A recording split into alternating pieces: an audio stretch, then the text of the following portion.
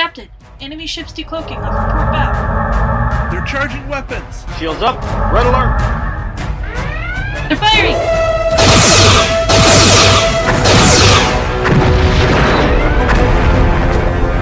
Containment failure detected.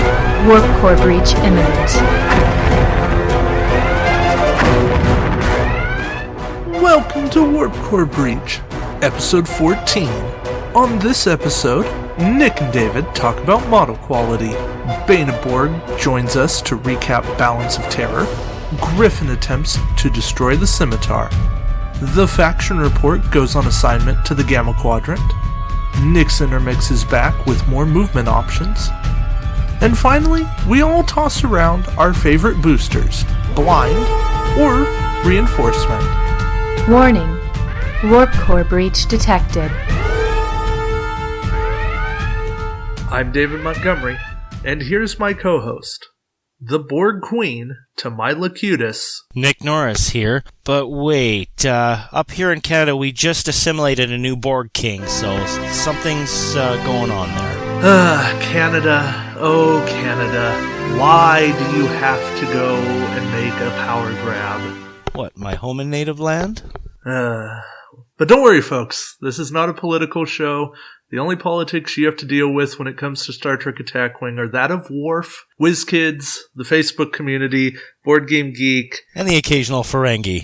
That's just more money grabbing. That's all over the place in politics. So yeah, I guess Ferengi work. Latinum greases the gears. I guess there are all of those backroom deals with the Tal Shiar and the Obsidian Order. And definitely. Come to think of it, there are a lot of politics in Star Trek. This ballot? It's a fake! Hey. Senator Vreenak, we need a card. Romulan shuttle. Vreenak, Vreenak, Vreenak, Vreenak. Though, I was looking back at some old cards, and there was an Erica Bentine generic captain in one of the packs. I don't know which one. It might have been the USS Hood. Right.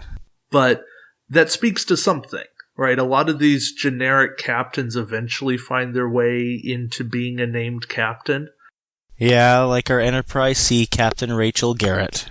So, hopefully she's not Mirror. She needs to be fed. Yeah, because it was the Enterprise in the episode that was technically the Mirror, rather than the Enterprise C herself. Yeah. I mean, I guess I wouldn't terribly mind the Enterprise C being Mirror, considering there's no good stat place for it, but just give me an Enterprise B that's Prime Universe, and I'll be good with that. Well, I have a feeling we're going to be getting our wishes in due course, especially with the coming OPs covering the Star Trek movies. Yeah, looking forward to those, but, long ways off, and we've got a lot of good stuff coming before then. Oh, I am so looking forward to all that's coming up. I know, Wave 20, Temporal Cold War stuff. Speaking of Wave 20, the Shipyard put out Azadi Prime Temporal Cold War 2 preview, and it seems like nobody really noticed. Oh, I noticed. Yes. I know you noticed. I noticed you noticing. Rrr. Oh, down tiger. Wait, wrong species. Oh. But yeah, for anyone that hasn't really looked into that, check out the video. It's up on the Shipyard YouTube page, but it's 4163, I think. But 180 forward firing arc, battle stations, good stat line, turns like the Excelsior, actually exact same maneuver dial as the Excelsior, except I think it's got a 1 back instead of a 2 back. But decent ship, has some interesting cards on it. But yeah, we're not going to delve into a full review on it here. But I'm looking forward to it. I think that it's got potential to have some impact and see some play in different organized play events. It's not just a mission ship, and it's not just a friendly ship, and it's not just an era game ship. It's actually something that you can take into a competitive game and have a chance. Yeah, they're going to be putting a fair bit of effort into the Xindi as a faction here, so I definitely see it being something that will actually make somewhat of a difference in the game as a whole. Yeah, and honestly, I'm at a point where I could conceivably run Xindi pure and have a decent time of it. I could see that. And that's just from what I've seen. Yeah, I mean, I've only seen one more Xindi ship than anybody else. But in knowing what I know, it is better.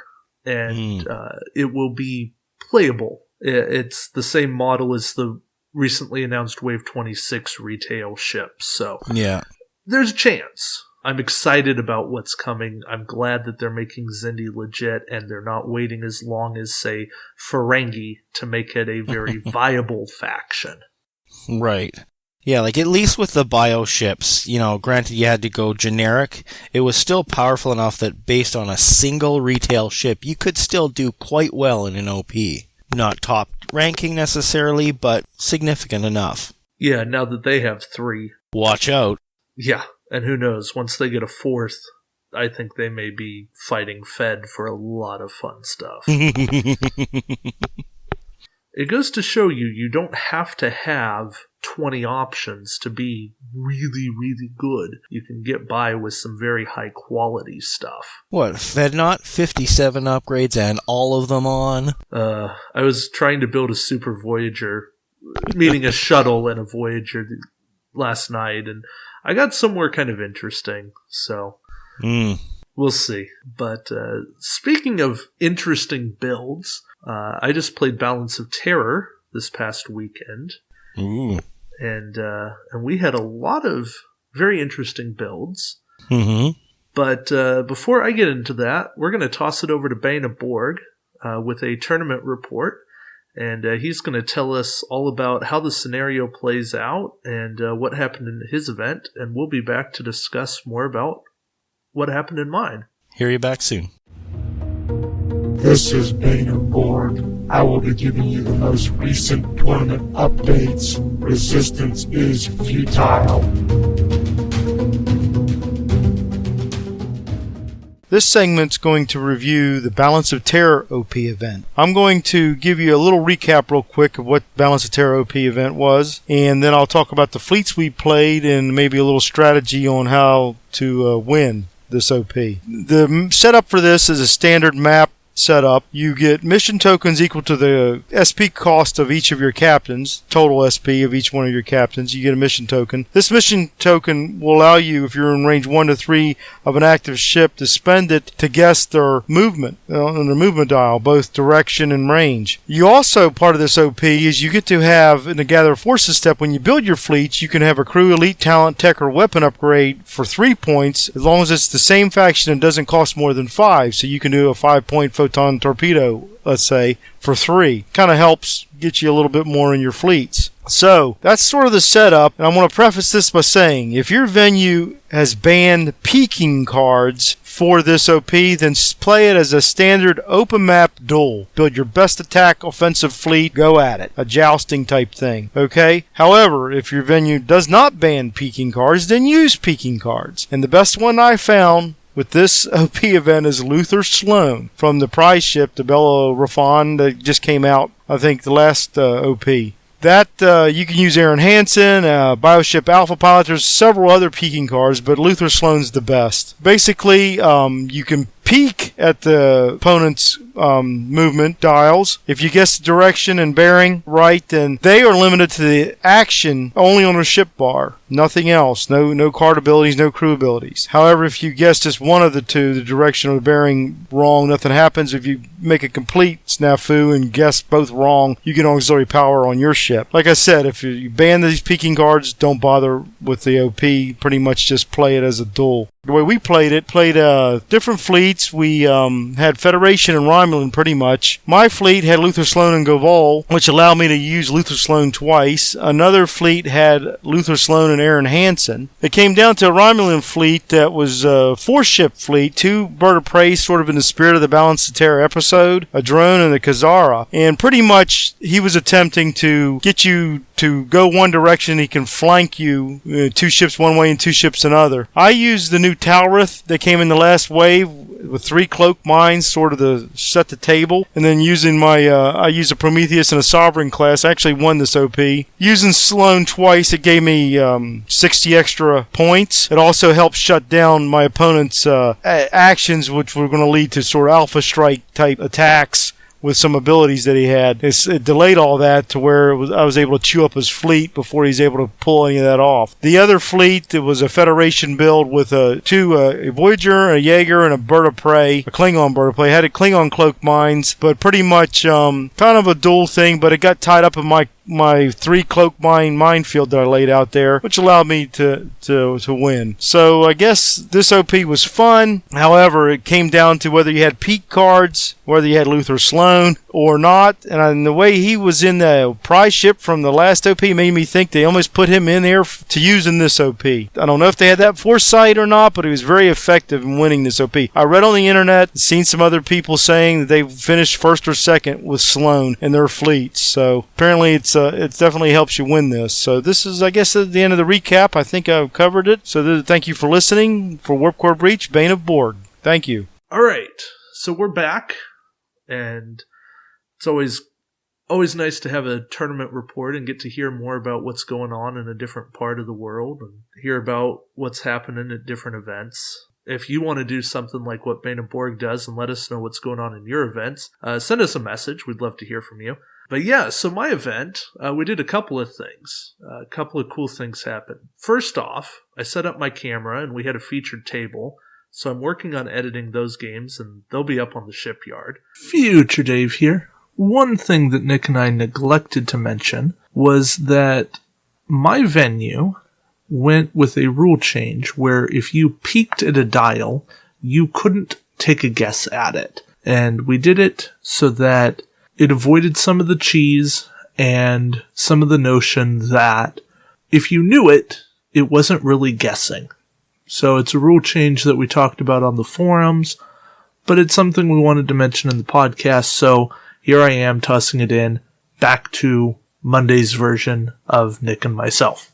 But 2, we had 7 people show up. Nice. And that is the most that my venue has ever had. Wow. We've had a couple of days with 5, but to hit 7 was something really special. And our store owner was really excited about that because he's persevered through some 3-man tournaments and was kind of going, so what are we going to do about this game? Because, I've got all this product sitting on the shelf and I'm not really making money on it. And then, we kept getting the word out and a couple of people have shown up because of this podcast. Nice. And that makes me really happy.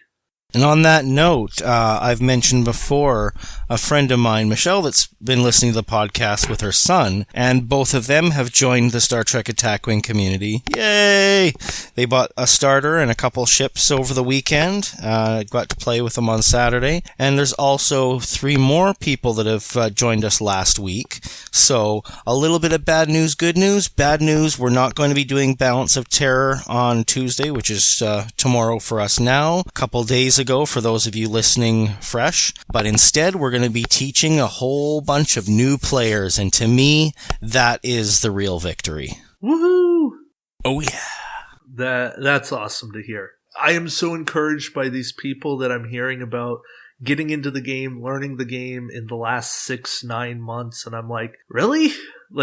We've heard all of this doom and gloom, and Star Trek Attack Wing is on its way out, and the game's dying, and all of that. And now I'm hearing nope, we're good. We're growing. We're getting new people invested, and that's warming my heart and saying something that somebody's doing is making a difference. And maybe it's the fact that it's Star Trek, and Star Trek is winning. So everyone, this is Star Trek Attack Wing's second win, so please, everyone take a deep breath, and as you exhale, share your love of the game with everyone around you. Get them interested, get them excited, share it with them. Make them part of your community. Yeah, I mean, I got my cameraman involved in the game, and he was one of our new guys, and he ended up beating me in the tournament. Hey, I'll take it. He's got a great mind for combos, and Oh, yeah. his dice went hot, my dice went ice cold. Yeah, folks, there's times that both David and I have lost quite significantly, sometimes horrifically, and we couldn't be happier because of the way it went down. And from when David and I were talking earlier, that's exactly what happened for him. So kudos for you. I got 5th place in a 7-man tournament and went 1-2, and I lost the first round to the eventual champion because I made a complete wrong guess, and I thus had an Ox power, and I had a red maneuver on my dial. So he got to pick a 5 straight and fly my Keldon straight off the board. Oh. And that was my only loss, and I had previously killed a scout vessel of his, and that was his only loss. He was flying double scimitars, and it was just one of those games. It was one mistake, and that's the only difference. Well, if for those of you listening, stay tuned for my Nick's Intermix, because I'll actually give you a solution to help prevent that from catching you next time. I know, I feel like that segment is taunting me, even though you didn't know what happened to me in that event when you made the recording. Right. But I feel like you're going, na na na na na na. Oh. It's all good, Nick. It was great. I was like, oh yeah, I could have done that. Yeah, that would have helped. Just backing you up, buddy. Yeah, that would have been more helpful. So folks, there are important lessons there, and they will help you out. So yeah, other cool thing that happened to me, I came home from the tournament and I had a box from Shapeways, which is always fun. But in it, I had a USS Titan model, a USS Aventine, and another cool thing that I can't actually talk about because it is going into the box of prize stuff for the winner of the reinforcement booster tournament bracket. Folks, you can't hear this, but I'm actually drooling right now. Unfortunately, Nick is not in a position to win it. That's not what I'm drooling about. Back yourself up there, buddy. Just drooling for the joy of you being able to pull in these cool toys.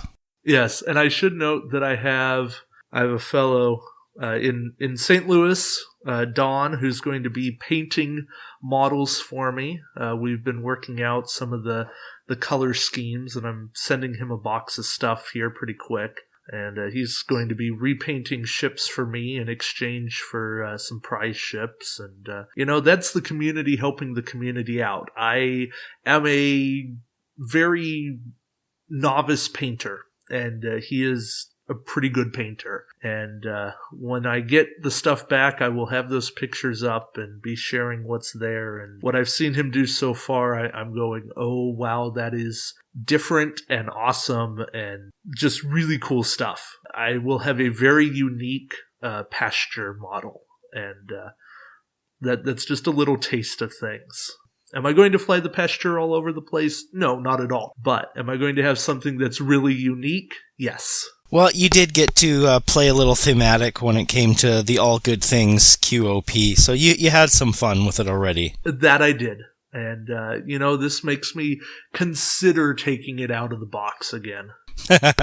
Well, I know we mentioned quite a while ago about some of the nacelles breaking off on a particular side with these, and I finally got mine glued, and it's as strong as an ox, so I think I might actually fly it in the near future just for the sake of good fun. Yeah, I encourage people to do that.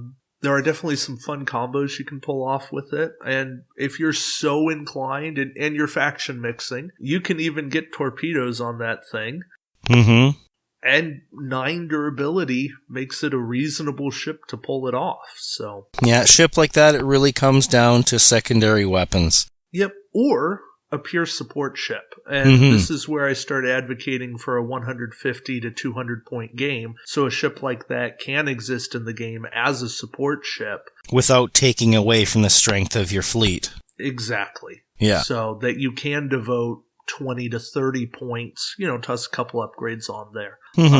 And then you've got a support ship that isn't eating a huge slot, but is actually providing a role. Right, and that's something that we're starting to see in the Star Wars Armada game, especially as they're expanding their range from 300 points to 400 points. We're starting to see a bit of that here in Star Trek Attack Wing. We're expanding from 100 points to 120, now to 130 as of Temporal Cold War OP1. So I could honestly see us reaching 150 by mid-next year. Yeah, I think that anything we see in terms of a point increase would probably come after Worlds next year. Mm-hmm. Let a whole competitive season go by at the 130 level.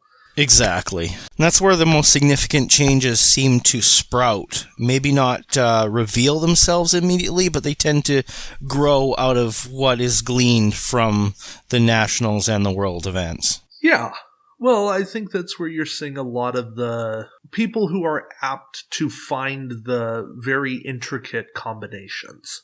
Mm-hmm. I'm wording that very carefully because it's not the people who are out to break the game. It's the people who are out to find the most powerful combinations that are Make out there. the most of it. Yeah. It keeps everything interesting. Darn right. And we've seen a lot of really cool things, and that's a good thing in this game. Yes. I mean, who would have thought that a Borg Scout Cube would be one of the best ships in the game? No kidding. Float like a butterfly, sting like a bee. Yeah, and then we saw two very quick Captain/Admiral answers to that Borg Scout Cube in Matt Decker and Bioship Omega Pilot. Oh, yeah. I mean, that's kind of the turnaround that it took, right? Worlds was back in June, and then we got answers to it in September, October. Mm-hmm. Maybe things like that were in the pipeline already, but... That's just what I was thinking. But I'd wager that maybe things were accelerated. Mm-hmm. Well, one thing I don't think a lot of people realize is I truly believe that the people at WizKids are paying a lot more attention to not only our OPs, but our community than we think they are. So, word to the wise, be respectful, be decent, but also share everything you can out there. Express yourself, but be respectful about it. Yeah, and I can tell you from what I do know, without violating my legal agreements, that there are members of communities that are connected to WizKids in ways that you wouldn't know. Mm-hmm. And if you want to be heard more directly, go to the WizKids Facebook page and send them a private message. Because they do listen there. I have got numerous responses even before my connection to Warp Core Breach, so no biases or anything there. So you want to be heard? Go right to the source. Yeah. Ranting on the Facebook community is great to sort of get, community opinion and stuff like that, but it's not as likely to get to the source. That's up to you to go to them, and that's exactly how you do it. Go to their WizKids Facebook page. It's WizKids/NECA, I believe, NECA, and it's on Facebook. Should be easy to find. Right. What they're not really at liberty to do is take submissions from the fans, because that gets into legalities. Right. Whose idea was what. So they're intellectual property rights. Exactly. They're not going to take your custom card idea. They're not even going to take your idea for how to package things or, create a new starter set with ship X, Y, and Z. Yeah, focus more on the game as it is today, your thoughts and feelings on it, things like that. Yep. And actually, their Facebook page is just facebook.com/WizKids. There you go. That'll get you what you need to know. The point there is, they are listening. They will give you respect when you give them respect. And, when there is something serious that comes out, post a thread there and do it as matter-of-factly as possible, and you'll get other people to chime in and do it respectfully. And the more respect and courtesy that happens, the better off the entire community is. And then things can be brought to the attention of the people at WizKids. I know I've done that a number of times, even before I was the preview person, because I was kind of the community appointee to say, hey, is somebody going to take this to WizKids? Well, why don't you do it? Okay. And then I did it. To speak or not to speak, that is the question. Which actually leads me to an interesting occurrence for me last week. Thursday night, I went to the cinema with a friend and got to see New Con playing Hamlet. Benedict Cumberbatch. Cumberbatch! To the last, I will grapple with thee, Yorick. I know I stole your line, but That's okay. it's just good fun. He is a very good actor. He did a brilliant job. The sets and effects were phenomenal. Both visual, auditory, everything. I highly recommend, if you've got the opportunity to go to the theater and see one of the encore performances of, do it. It's really worthwhile. And it says 4 hours on the list there. It's not 4 hours long. There's a brief, 20-minute intermission, and it ends far sooner than you realize. It's really only about 2.5 hours, just around 3 hours, full show with intermission. It's very worth it. I highly recommend it. Check it out. Well, that's always a good thing. See, we're not just Star Trek Attack Wing. Sometimes we have some culture for you. And speaking of culture, leading into our topic for the week, we're going to see what brews, what grows in that little petri dish around the concepts of model quality. Indeed we are. Now, as we all know, there were some really bad paint jobs in the early days. I'm looking at you, Wave Zero Nagvar class. That was more of a plastic choice than actual paint, was it not? Oh, either way, somebody needed to be fired for that. Whoa. Maybe just have a little fire lit under their behinds a bit. Spark some enthusiasm, some creativity.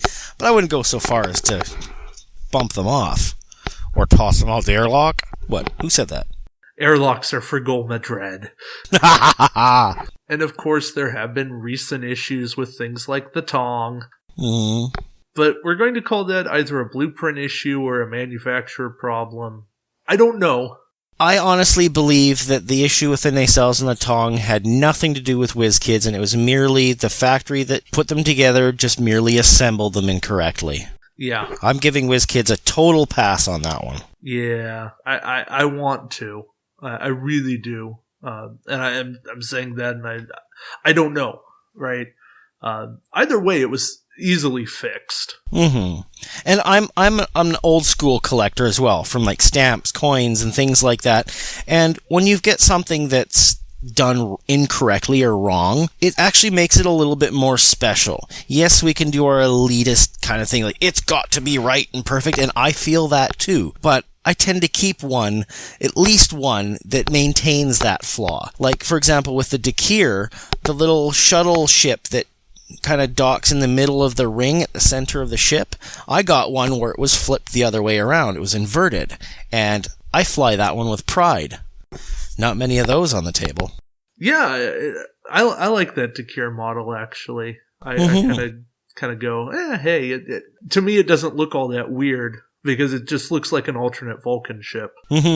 But we wanted to talk about the good that we're seeing, specifically. But we can't talk about the good without a little bit of the bad. Yeah, but there's balance in all things. One thing, I posted a picture of a cup with gold fill in the cracks. It's something that the Japanese do, that flaws make us more interesting in that. And someone posted a quote saying that, we've got to have cracks, because otherwise how do we let the light in? You need that dark in order to appreciate the light. Yeah, that is a very interesting way of doing it. I think that we wouldn't necessarily appreciate the model quality if they were all amazing. Now, I say that in the light of X-Wing, and everybody appreciates those models, so maybe we would. Yeah, well, don't forget back in the old days of FASA and company, when it was just all the generic pewter ships, that they weren't even necessarily all cast that well, because, occasionally there'd be the odd air bubble or whatever, and nothing was painted. It was all up to us. Sure. We're lucky we get anything at all these days. Sure, and I mean, from getting in Shapeways ships, those things aren't painted. And nope. I honestly would rather have some amount of painting than none. And you can always hire me, buddy. Oh, wait, you've already got someone. Hey. I'm keeping it in the country. Oh. Yeah, like one of the recent notable ships is the USS Thunderchild. Like it's got a different plastic, it's got a nice little shine to it, it's got some detailing. You know, granted the nacelles are a little on the boxy side, but overall it's a good step forward. Yeah, I think some of the Fed ships have had that boxy nacelle and have looked a little weird. Well, it's the first one that actually looked like a cracker box. It was wholly square. Yeah, that is true, right? The refit Enterprise was actually kind of supposed to look that way by design. I've got a Dremel now. Thanks, Mom. Awesome birthday gift. So I'll be seeing if I could round that puppy out. See what I come up with. Yeah, you got to be careful. Those Dremels are powerful. Oh, I've got one of the fancy ones with multi-speed and everything. Okay, cool. Mm-hmm. I have the on-off switch. Yeah, I'm actually working on the Andrew Probert original version of the Dideridex, the one that's vertical as opposed to horizontal. Oh, yeah. Yeah, some of you may have seen some of my pictures on there already. So I'm midstream. I'm coming along with it. Yeah, that's fun. Like, I always enjoy people that do different things with models. Mm-hmm. It's always unique to have your own little touch. Yeah. There was recently a picture of somebody who did a green scimitar with the warbird painting. Yeah, I saw that. That fellow actually came to the Balance of Terror tournament. Nice. So I got to see that thing in person, and it looks even better in person than it does in pictures. And that thing is nasty when it's firing at you. I mean, it's No the same doubt. thing as a normal scimitar, but it just looks better. Intimidation is part of victory. Any good Klingon will tell you that. I know. It's like, you're like, I don't really want to destroy it. It looks so good on the table. But just think of what a piece of that ship would look like on your trophy wall. I know. Like just break a wing off and... Glory to you and your house. Hey, that's kind of odd coming from me. I tend to be more of a Romulan fan. The Klingons deserve the love as well. They all deserve love. All you need is Macleth. All you need is Macleth. But yeah, so really cool models. Scimitar is a great model. The Romulan drone ship. That's a great model. The little flea.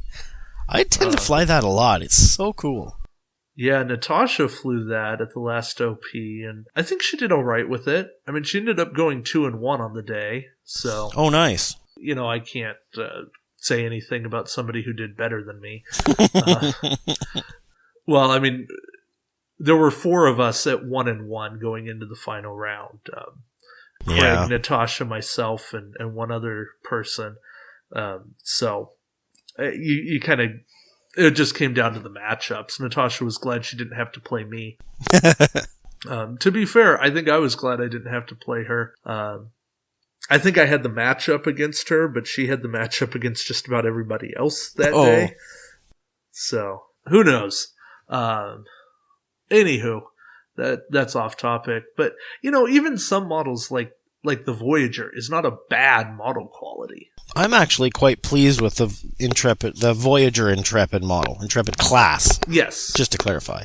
I like the paint job on the Bellerophon, the silver. I know some people aren't a huge fan of the silver, but I find it interesting. Yeah, a number of us, I believe it was you, myself, and my buddy Jason, all had like either Sharpie silvered or other silvered versions of Voyager done a long time ago, so this fits right in. Yeah, and Natasha actually put my silver Sharpie Voyager on the table, and somebody's like, "Oh, you're flying the Bellerophon." And she's like, "Nope, Voyager." Yeah, no. Yeah, so that tells you something, right? While they're not using a silver Sharpie to make all these models, that would be ridiculous and very tedious. Better coat it in floor wax first or it'll be sticky. You know, they're just doing some interesting things, and I like the look on the newer ships of the metallic. I don't necessarily like it on the Constitution class, although the USS Intrepid looks better than the tiny prize, even though it's the exact same model. Yeah. Don't ask me how that works. Well, we've got some interesting progressions. Since you mentioned that, it leads me into the USS Defiant versus ISS Defiant, and the regular Nagvar versus the Mirror Nagvar, the Regent's flagship. We actually got different 3D models of an existing ship model. So, in particular, with the Defiant crossover, the original USS Defiant lacked a lot of detail, and when it came around to the ISS Defiant, I fell in love with it. Like, it had detail all over the place, from the front and rear of the nacelles, the top and the bottom of the ship itself. It got a remastering, if you will. Yeah. Mm-hmm.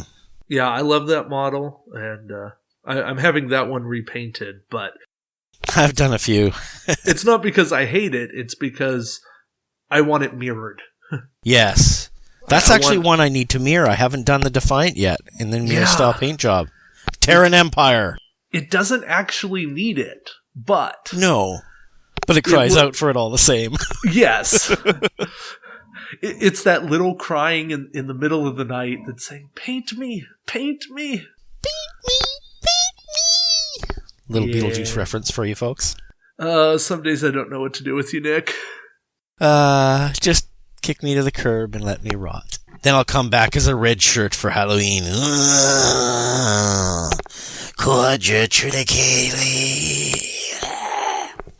You know, vegetarian zombies, they don't go for brains, they go for grains.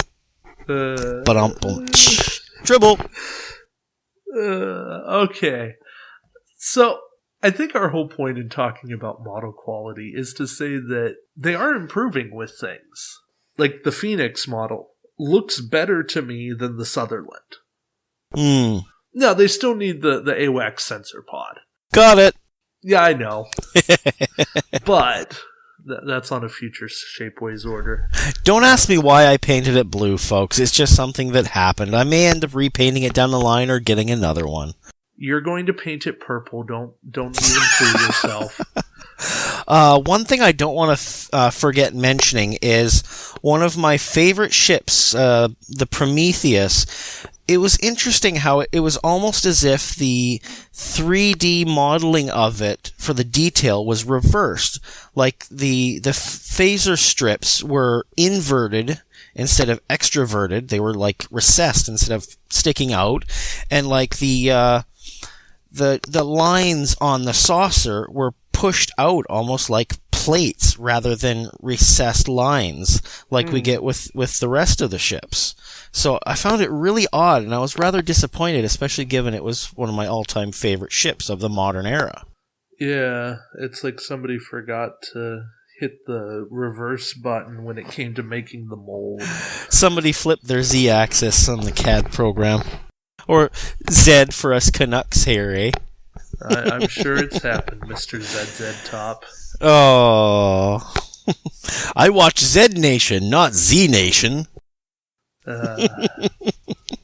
But, yeah, I mean, look, are there silly things that have happened in the models for this game? Yes, of course. Have they affected the gameplay one iota? No. And for that, I think we're all grateful. For every tiny prize, we get something like the Hirogen Hunter. Yes. So, don't worry, folks. There's balance. But the other thing that I'm actually really happy about with this game is how well they have actually made the shuttle models look. No kidding. Yes, they're tiny, but they actually look like they're at a decent scale. Now, the Delta Flyer should be a little bit bigger than it is. Well, from the point of view of having a toy model, yes, I agree with you. From an actual scale point of view, I can hear the cries of people going, hell no, we don't care. Yeah, I'd like to have a bigger Delta Flyer. Who wouldn't? Eagle Moss, own it. Yeah, fair enough. But yeah, it's like the scale of the little shuttle would be about the tip of a pin compared to a lot of these ships. You know, but it's represented in a close enough, reasonable scale to at least be playable and fun on the table. Yeah, and granted, comparison between the Delta Flyer and the previous shuttlecraft, the Delta Flyer should have been a bit bigger. I'm totally with you on that one. Yeah, not tons, just a little bit. Mm-hmm. Even if it was 1.5 times its current size. Yeah. Then we'd have something. But again, I don't want to get into details because you can still see some detail work on that model, and it looks pretty good. It looks really good, to be honest. But the only thing I felt it really needed was I did a little bit of detail on the window, just so it's not one black stripe around the side. I just gave it the framework. I'm happy with it. I might add a little bit of glow to the Borg portions of it, but other than that, it's a really well done model. Paint job as well. So you're making yours Delta Flyer version 2? Well, they kind of already alluded to that with the imagery and the way they painted it, so I figured I'd go there. Okay, fair enough. And I did buy 2, so one of each. I know. I gotta pick up a second. They sold out at my local store like that. So I was lucky to grab one. I sniped it. What can I say? Yeah. And I've kind of got the ear of my local gaming store, given I'm the TO, and I push them and say, "You bring in these ones, bring in these ones. These ones will sell well." A bit to my detriment, I neglected to inform them this month, and they got full boxes of each, and they were a little disappointed when everybody wanted the Delta Flyer and nobody wanted the Rotaran or the Talvath. See, that makes me a little sad, because the Rotaran, while not a great ship, actually has some pretty good upgrades in it. I found it interesting, but I personally didn't feel that it really added to my collection as a player of Klingons when I do play Klingons. I think we might be able to talk about that at some future point, or maybe Walton will bring that up on the faction report, but I think there's something there. I think there's a couple of cards that at least bring some interest to them. But again, not every pack is for every player. Indeed. And that also leads to the point of people just buying what they like to buy, play what you like to play, and just enjoy the game. Yeah, and some people will buy the Rotaran just because it's named the Rotaran. Oh, indeed. And that's not a bad thing. Well, since I've been doing the modifications with the dozen Daederics that I have to go for that Probert version, I think with all the different Cavort Brels I've got, I might need to do an upswept wing version. I'm with you. I would support that. Although, if it is coming, I would predict that it would come in the form of the Botany Bay, because that one was shown landed on a planet with wings up, and even flying wings up, so hopefully... Oh, you mean the HMS Bounty? Sorry. Why did I say Botany Bay? Because that is Khan, and that's where Benedict Cumberbatch played. Yeah. It's all good. There's a logical connection to everything. I think it's more of a Freudian slip because I really enjoy my Botany Bay model for the Micro Machines, and it'd be really cool to get something like that in the game down the road if they were to introduce some sort of not primary ship, not support ship, but kind of interactive ship, you know, like you've got things like a Star Base or the Botany Bay and maybe even a Kobayashi Maru thing where you can inject a little bit of scenarios into your casual games and your OPs by bringing these almost like outside resources of a sort. Like the Botany Bay ship would be a way for you to have like cryostasis or something where you can actually retrieve crew. You know, where you can inject bonus fleet points into your OP, you know, by bringing these extra things. Oh, like a Botany Bay that each player brings like 3 crew to the center, and you bury them in cryo, and then it's a mission to go in and rescue them. That could be fun. Yeah. And we've got things like the Planet Killer and the Argus Array, things like that. Yeah, but that is another show. There's so many things that were touched on, and so many more that weren't even caught whispers of. Yeah, it could work. I'll buy it. So. Grammar police, forgive me. Grammar, Who cares about her? Oh, I miss my Grammar. She was a great lady. The only Grammar I like is Kelsey Grammer. Beast from X-Men. Frasier. Anywho, we are getting way off topic here. So we're going to toss it over to the contributors to save us from ourselves. But we'll be back for the top 3. Good evening, and welcome to the Faction Report. The segment that brings you the inside scoop on all the factions. We'll show you how they really work, expose their weaknesses, find innovative combinations, and help you make them work better. And now here's your host, the man who is not Picard, David Walton. Hi everyone. So, last few weeks I've been talking about Klingons. Before that I was speaking about Romulans. This time I'm going to have a go at talking about Dominion. Now, for a long time I was struggling to work out exactly what Dominion's thing was. It's very easy to do the Klingon attack builds that maximise dice quality, the Romulans with the interesting upgrades that allow you to do defence really well. Dominion don't really do either of those, so what exactly do they do? Well, one thing that Dominion have access to that no other faction does is they have access to rather a lot of ways to get dice quality without using a target lock. And there are 3 main cards that help them to do this. The first one is on Metaclan, and I believe a Metaclan came with the Scarab, the Bug, the first Jem'Hadar attack ship that was released. He says, whenever you attack with your primary weapon, you may convert one result into a hit result. Which is really good, because that means that basically, even if you bump, even if you've got no actions, even if you can't do your target lock or your battle stations, he allows you to still basically guarantee that you'll get one hit.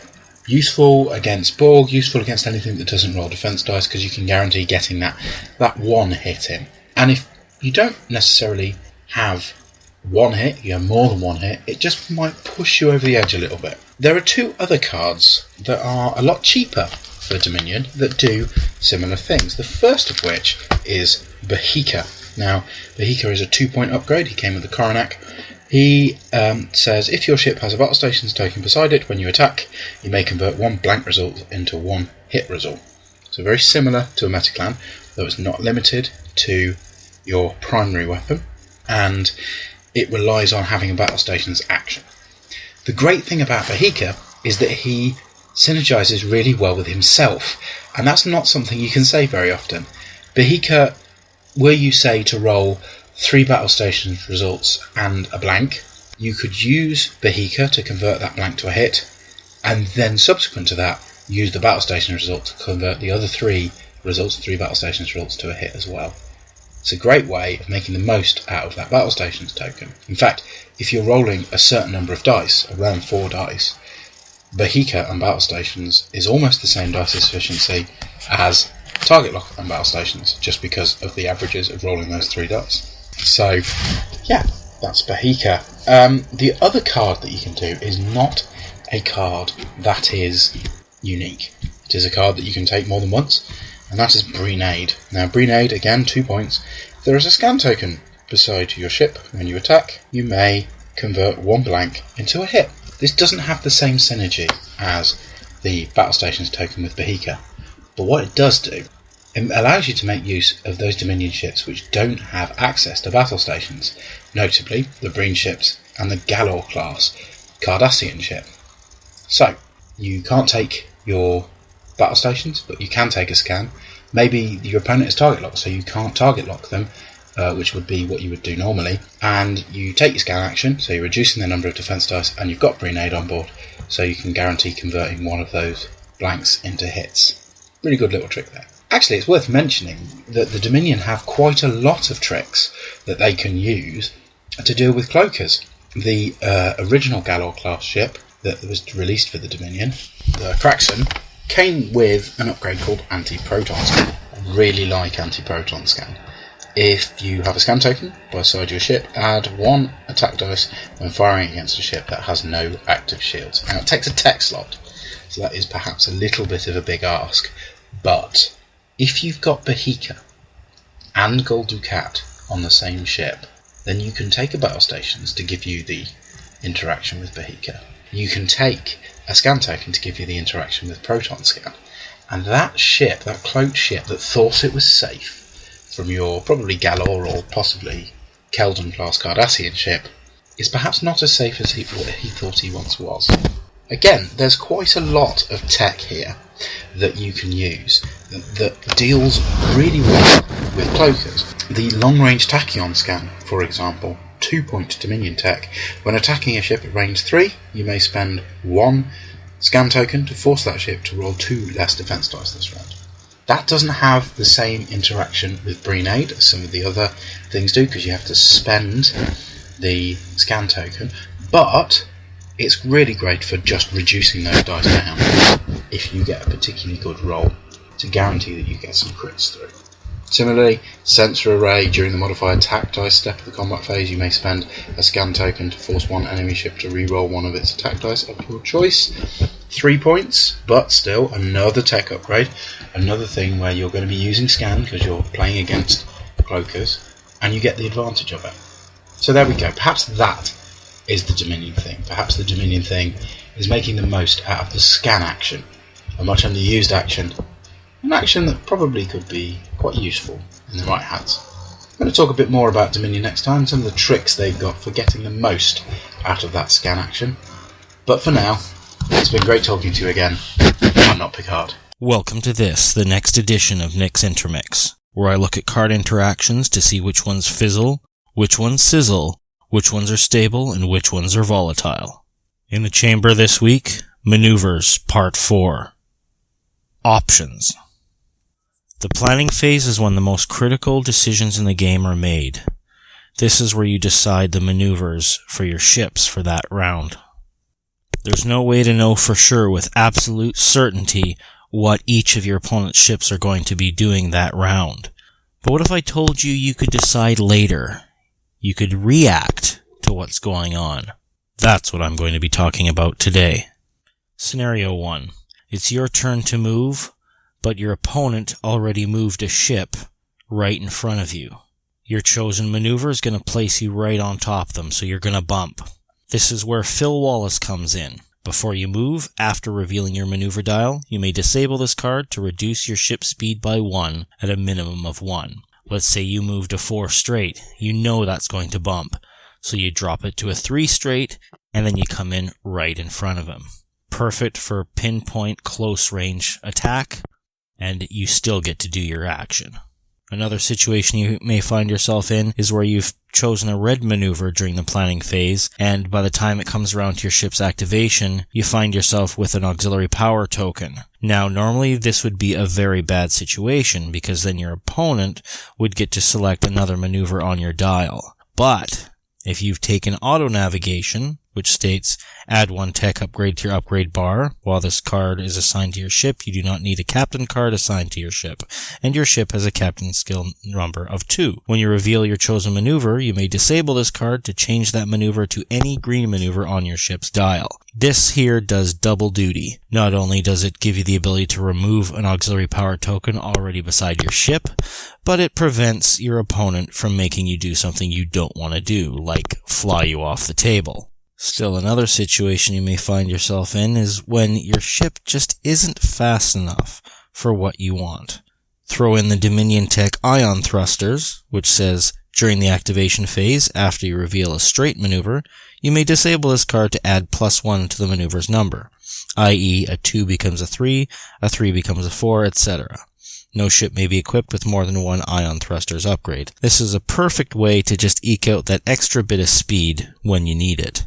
And last, but certainly not least, my favorite in the optional maneuver category is Transwarp Drive, which states, during the activation phase, if your maneuver dial reveals a straight 4 or straight 5 maneuver, you may instead use a straight 6 maneuver. Now, as I've discussed before, most ships in the Star Trek Attack Wing game are limited to a straight 4 as their maximum forward speed.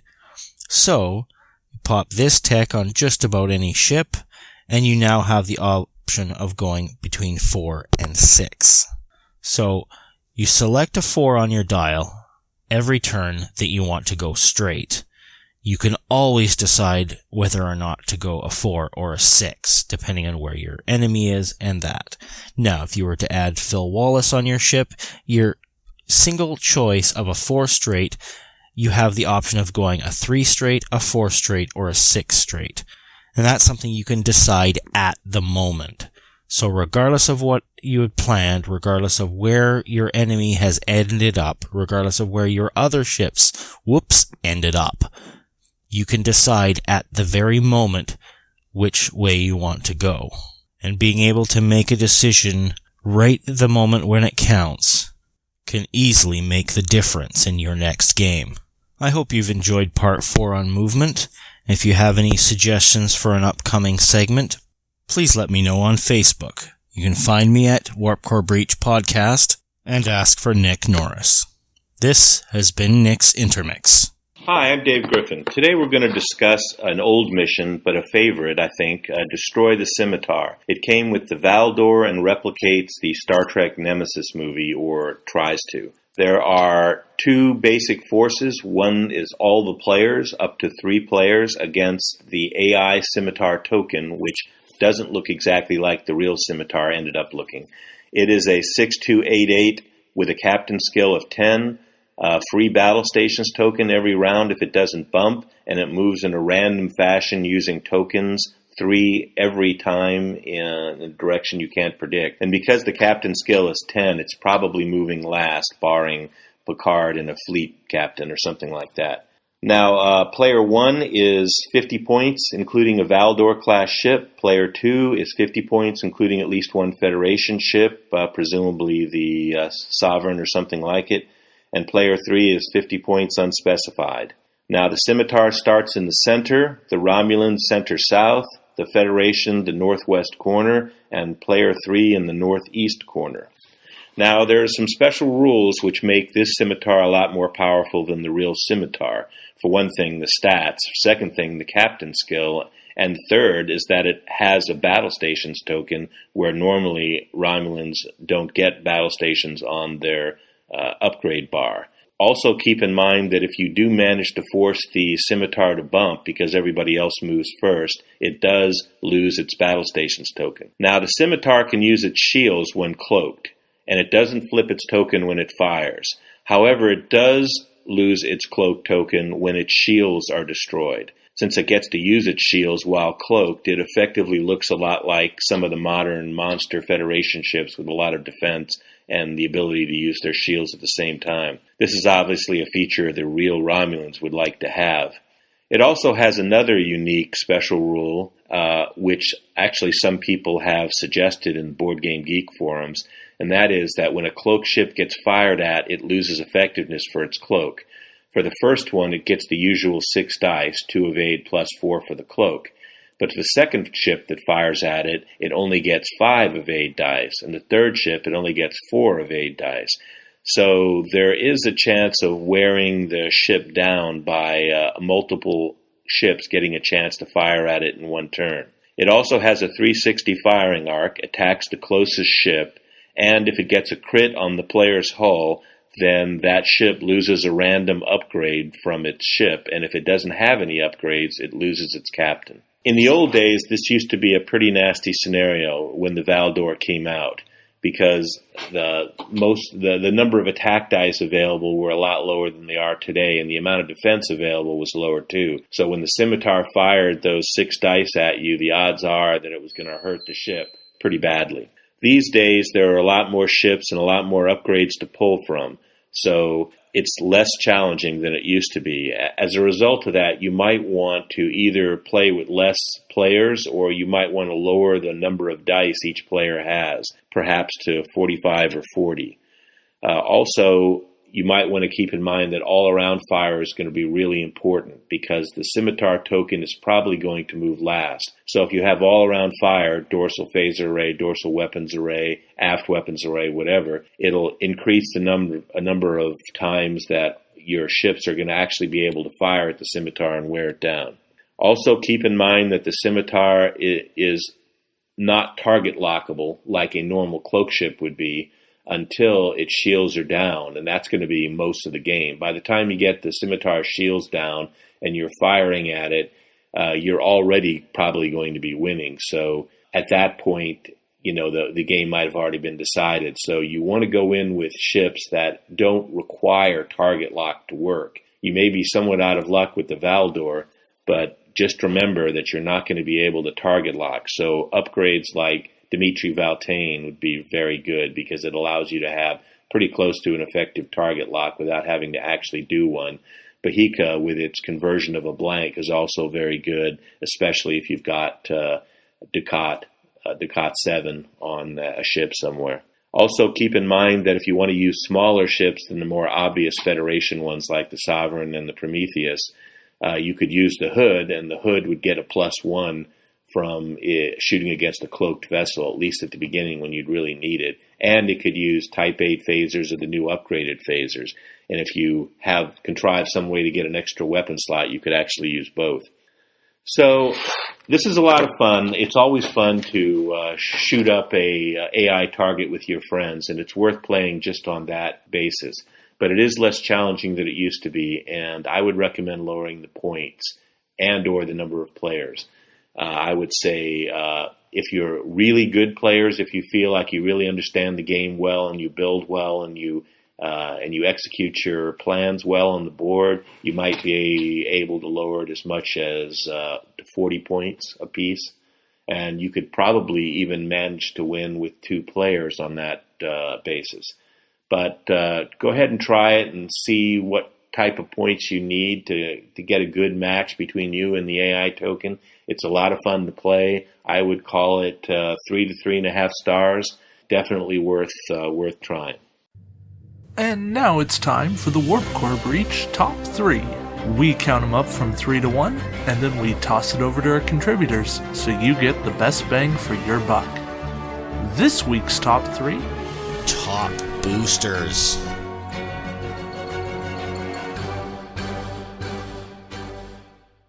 I spent some time. I went through every single blind booster from Collective to Resistance's Futile and the new 10 boosters that we're getting for this Collective year. Pardon the reference. So, I've come up with my top 3. I actually did 2 top 3s for different reasons. And David, what have you got? Well, I did the boosters I wanted to see for the actual tournament. So your top 3 blind pulls then? Yes. Excellent. Now, that's not to say that there aren't others that are very good. What that did is it took out the Vortivore from contention. Likewise. That's an amazing booster. Absolutely. In terms of what it added to the Romulan faction. I've used advanced cloaking more so than almost any blind card in the game. No kidding. Maybe short of like Elizabeth Shelby and maybe Kunivas and Kapla. Well, it's certainly the one most used in multiple. Yes, absolutely. Mm-hmm. So, but it ruled that one out. It ruled out the Lakota. Yeah, I was just heading there. I think that's a great one in terms of what it adds to the game, but it's not going to be a great booster. Brilliant for the collection, yeah. Yeah, except, in certain events, but it's got to be the right thing. It's going to depend on what your opponent's got. Mm-hmm. There's others that are good. There's a lot of solid boosters. I probably had a short list of about 8, and this is of 20 boosters total. And I got it down to 4 really good ones, and then of course the top 3. So the one that just missed my list was Scout 255. And while super competitive, also a little squishy for me. Exactly. Conditionally handy. Yeah, one did a lot to help. But if you got focus fired, you could be out in one round, and it didn't matter if you did one or not. Exactly. And you got to know when to trigger him, too, because he's a one-trick pony. Yeah, and you could also trigger one, and then your opponent just doesn't shoot at you. Mm-hmm. And then you've burned the card. So, I mean, you could say that's kind of attack redirection, but you're still getting shot at. So, and one really shines on a larger ship with more shields anyway, so that he falls into the, top for cards on the ship. Yeah, and I certainly like the booster. I was certainly never upset to see Scout 255 in a blind pull. And I've run the Scout a couple of times as a ship that I brought of my own accord. Which is another consideration that I've used in assembling my list, is how much have I brought it, or how much do I think I would bring it? Right. But yeah, so that just missed out. So what's your number 3? Well, my number 3 is the Mirror Vorcha, the Tokat. Okay. It's a very strong, powerful ship. Not the most defensive, but it's got 8 durability, and it's got some interesting potential. So, as just a straight pull to add to the fleet, it's definitely one of my top choices. Yeah, I mean, I certainly like it. I've been able to fly it in a casual game just to try it out and see how it works. Natasha flew it in our tournament, and while she didn't win with it, she enjoyed flying it. She didn't think it was the worst ship she flew. Gee, high praise. Well, it's hard to know how all these ships work in a one-on-one environment. That's not really the true test of how good they are. Of course. I mean, it flies like a Vorcha, and a Vorcha is a solid platform. And bringing that into the Mirror faction with all of the tricks that Mirror Universe has is certainly not a bad thing. So, no kidding. So I fully support the Tokat as a good one, and it was one of the 8 that was on my short list. Oh. What was your number 3, David? Well, my number 3 stayed in the same vein, and I took the Bemoth. Okay. So in collective, I think that this was the true powerhouse. This is the one that, when you saw this booster, I knew that I was putting Kunivas on here. I was taking the named captain, not because I wanted the named captain, but because I wanted Kapla. And Kapla is one of the very few Klingon elite talents that I actually like, that I don't think is terrible, because you get to set a die. Yeah. And Kunivas adds a hit. And it was one of those things that, okay, you're rolling 4 attack dice, but you get to add 1 and set 1. So you're getting a lot of good quality dice in there. Yeah, and it's a 4-1-4-3, so you're already starting with a decent potential. 4 base primary, 5 in range 1. And 7 total durability was decent, and if you cloak it, then it's 4 hull with 5 defense dice. And you could do red maneuvers if you had an Ox. So you're not stuck if you go, oh darn, I took the Ox last turn. You can do it anyway. Yeah, the Bemoth was my number 2 top Klingon ship. So there's a reason that I like it, and it's that it gives you a lot of flexibility. So this is one that I always liked seeing. I may be biased on it because I pulled it the one tournament that I brought the Klingon flagship. Nice. So it was even better. Awesome. But anytime we saw it pulled, the person who had it did well with it. Yeah, it wasn't my top 5. Yeah, they didn't always win, but the Bemoth is a solid booster. So that brings us to number 2s. What do you have? I have the Prakesh. Okay. This is just a solid little ship. 4-1-4-4, 180-degree arc, free action bar action if you're in range 1 of a friendly. It's got a cloaking device, it's got a dorsal, forward weapons grid, and as what happens with a lot of the blind ships, it does tend to get destroyed, so, you've got Tasha Yar. So you're going to take me out, well, you're going to have to pay a little bit for that all the same. So depending on how you decide you want to build it for your blind, you've got a lot of options, a lot of potential. It's a great ship for adding to the collection, but it really holds up well as a blind ship. Okay. See, that's one that I kind of skipped over, not because I don't like the cards, but because I didn't love the chassis. The Galler class to me is missing a little something. Oh, I hear you. I guess that's why I undervalued the Aldara in the reinforcement brick, though that proved to be a legitimate ship. I think I just want my Cardassian ships to have battle stations. That's true. My thing. I think if the Prakesh had battle stations, I would be right there with you calling this the second best booster. as it was a little bit lower for me, but that doesn't make it a bad ship. I do love the cards that come with it, though. Yeah.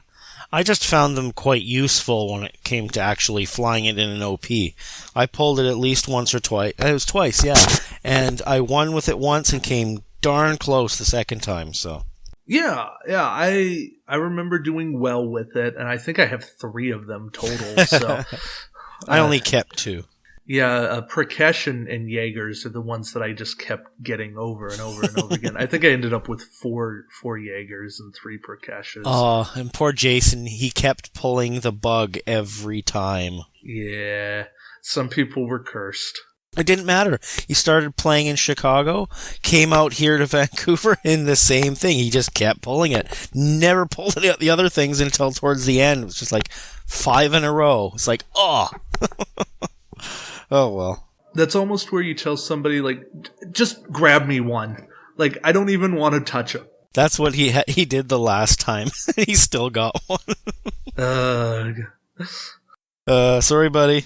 I think that was me. So my number 2, same brick, but I took the Rolaris Senkur. Nice. And it's because when I saw it, I knew that I always had a good shot. Yeah. I knew that with 4 attack dice and a 180 arc in battle stations, and if I did a green, make that 5 attack dice, I had a great ship on my hands. Mm-hmm. I basically had a little beefier Keldon class. And if you give me that, I give you a reasonable chance to win the game. Mm-hmm. And while I don't love any of the cards that came on it, just the named ship itself made it one of those things that was worthwhile to get in an OP. Mm-hmm. So. Yeah, that was one ship that I was bouncing back and forth on my list a number of times, and I've always held that one in very high esteem. It was probably originally my number 1 pick for Riff, but my perspective had to shift a little bit for this top 3 list, so... Yeah. Well, fair enough. Now, our number 1s, I think we agree here. I'm not 100% certain, but the fact that neither of us has mentioned this yet... It's a safe bet. It leads me to calling it a safe bet. But anytime you give me 6 attack dice and 2 defense dice and 10 total durability as a blind booster... 10? Wasn't it 11? 5-6? 6-2-5-6? I'm looking at the generic. Whoopsie! It is, yes. 11 durability name, 10 generic. And I think for those of you out there paying attention, it should be painfully obvious that we're talking about the bioship Omega. Yeah, now, maybe it's a little unfair to compare resistance and collective boosters against the reinforcement boosters. Perhaps. You know, we've talked a lot about the reinforcement boosters. Boosters are boosters at some point. You wouldn't run a tournament and mix the 2 up and say, hey, you get a booster, build it. But we're just talking about boosters, and we're having fun with it. So there's not a whole lot new to say about Bioship Omega. It's a bioship, and it's big, it's powerful, it gives Species 8472 a lot of cheap upgrades, which is what the faction needs to be super competitive. And what more do you want? Not only is it a ship that is great to get in a tournament, as I think we're going to see play out over the next several months, but it's something that you want to get for your collection and get in multiples. Absolutely. I know I want a minimum of 2. Probably won't go for 3, just considering that I've already got, 2 of the alphas, I've got 1 of the betas, so I don't need a 6 fleet or a 7 fleet of these things necessarily. Doesn't mean I won't have them, but I'm trying to be conservative with my purchases.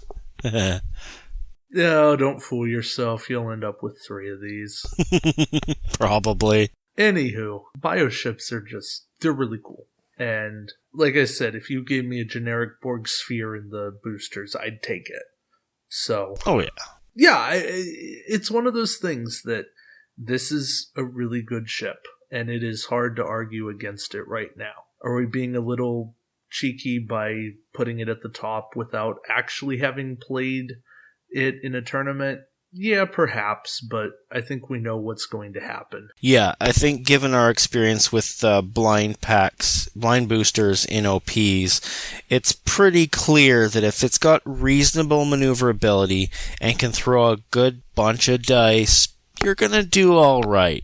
Yeah, and I mean, the bioships themselves are not hyper maneuverable, but when you've got a card that turns a red into a white, that gives you a turn or a come about for free. So, yeah, it's something. So, yeah, those are our thoughts on boosters. There are certainly other thoughts out there, and no thoughts are wrong. That's kind of the great thing in this game. So sign up for a Star Trek Attack Wing OP today and get your booster inoculation. Give blood to your opponent today? So we're going to toss it over to our contributors and hear what they have to say, because I bet that they don't fully agree with what we've said here. What? Shock? Awe? I welcome differing opinions. Bring it on, contributors. Advance towards me, brethren. Hey everyone, it's Natasha from Dude, It's Just a Game. My top reinforcement booster is going to have to be the Prakesh. The Prakesh was a Mirror Universe reinforcement booster from the Resistance is Futile OP series.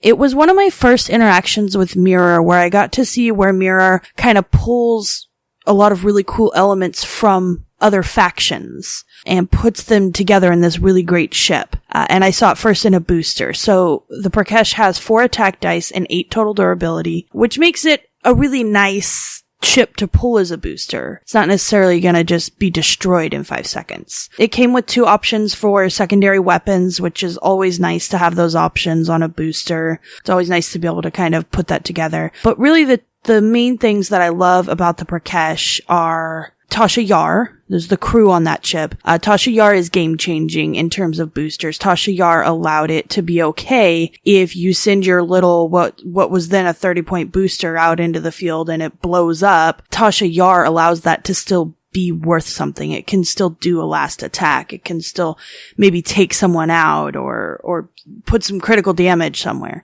So I really love Tasha Yar, and I really love the tech on here, which is cloaking device. Cloaking device lets you make a ship have the ability to cloak if it doesn't come with it. It does cost +5 for non-mirror, but there are a lot of mirror ships that really could use the extra cloak, the ability to cloak. I didn't use it on the Prakesh, but it's such a great tech ability that I really don't think it's used enough. So those 2 cards really make up the booster for me. They really make it worth all that you put into it, in terms of being able to build it and use the cards later on other ships. Prakesh is a solid ship. It doesn't maneuver super well, but it's got 180 arc to make up for it. So for those reasons, I thoroughly enjoy it, and I definitely hope to see more ships like this come out of booster packs. All right, that was my top booster, so thanks for listening, and we'll see you next time. Hi everyone, so top line booster. Few options as always, but I think I'm going to have to go with the Behemoth. I really like the look of the old Klingon battlecruiser, the Katinka class, and the upgrades are not fantastic or anything, but it was just that moment playing Collective 2 when I had a Klingon swarm fleet anyway, and I pulled the Behemoth out of the blind to go with my Garon fleet that allowed me to roll loads and loads of attack dice. So, for me, the Behemoth is the best blind booster ever, and certainly the one I was most happy to draw.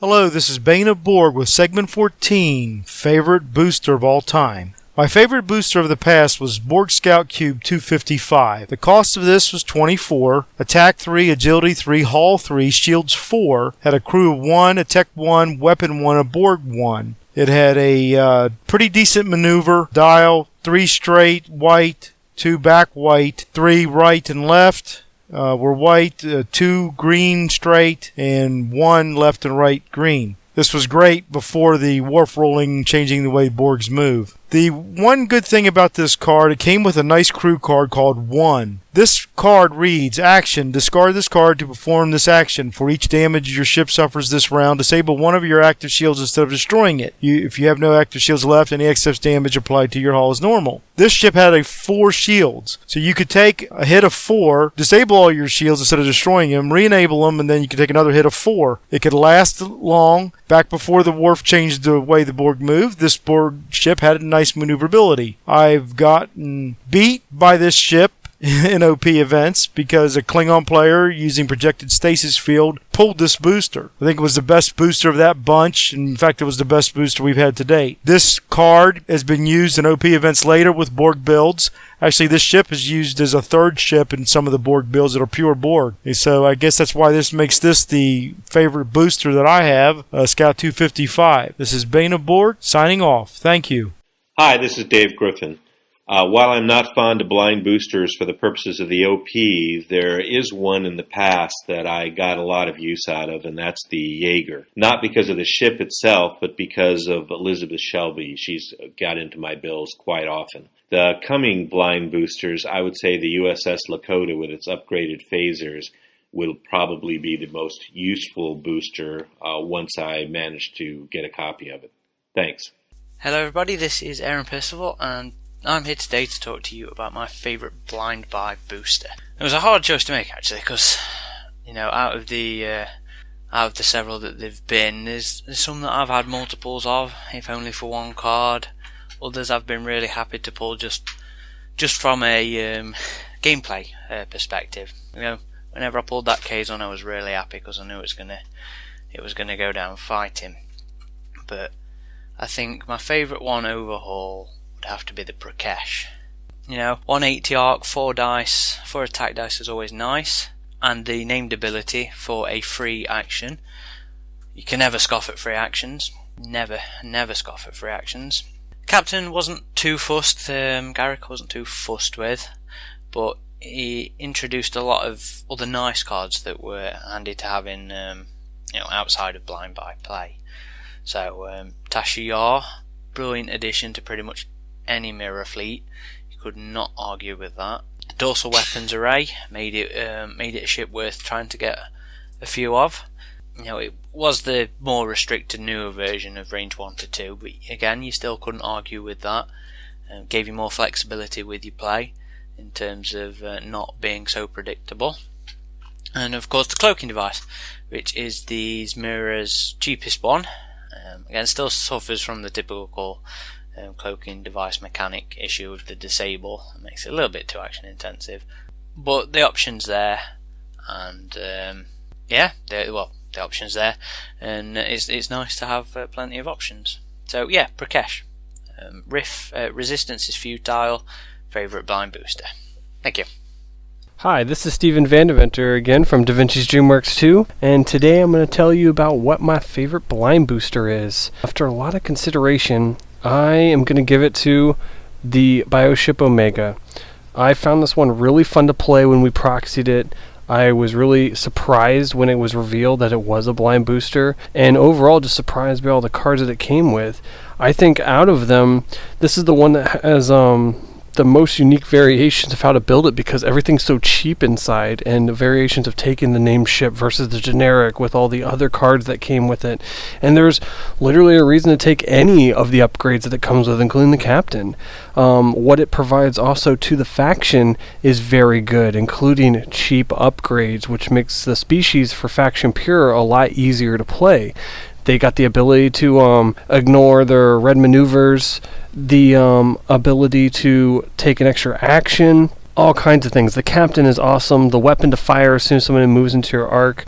It just seems really good as a whole. And I do like the ship ability. Maybe you hit them with crits that just aren't very good, so flip them down and rotate the ship, because that's almost the same as canceling an attack if you have a higher captain skill. Turn them away, they don't get to shoot you back. All in all, that one is definitely my favorite. I'm a big fan of the bio ships currently and what they've been doing. I love seeing them played at Worlds.